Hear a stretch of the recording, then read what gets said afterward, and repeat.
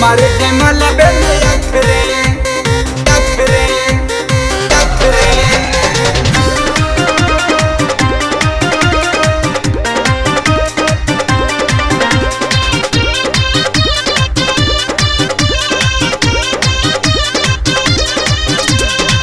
कमर हिलावतिया डीजे पे आके फिगर देखावतिया ओढ़नी हटा के ओढ़नी हटा के ओढ़नी हटा के।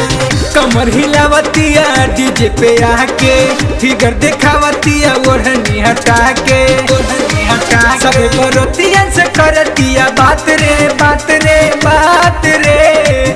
दूल्हा के साली बलक के सुटवाली मारे ले कच्चे कच्चे आखरे। दूल्हा के साली बलक के सुटवाली मारे जयमाल में अखरे।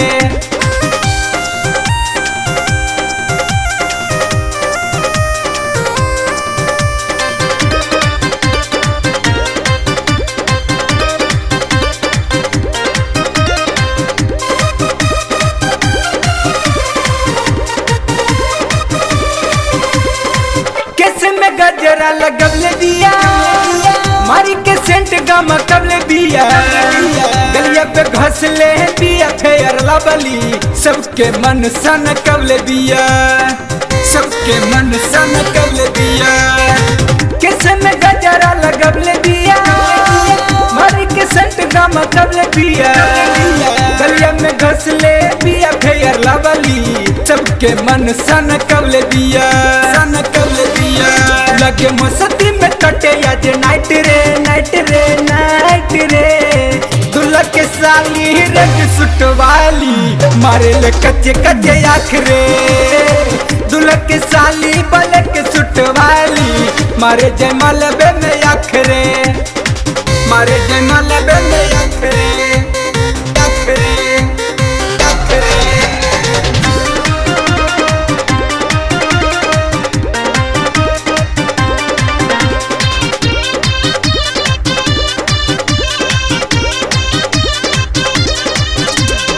रेड नवल के तौर सावतिया जिगर में अगिया लगावतिया। कहे अनिल उद्घाटन करवाले ओकरा पे मुँह चमकावतिया ओकरा पे मुँह चमकावतिया।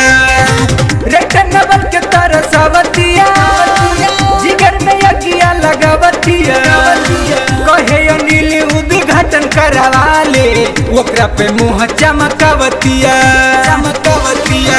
वो तो देखे में लगे बड़ी हॉट रे हॉट रे हॉट रे।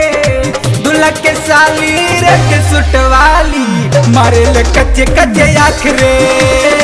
दूल्हा के साली बलक के सुटवाली मारे जयमाल में अखरे।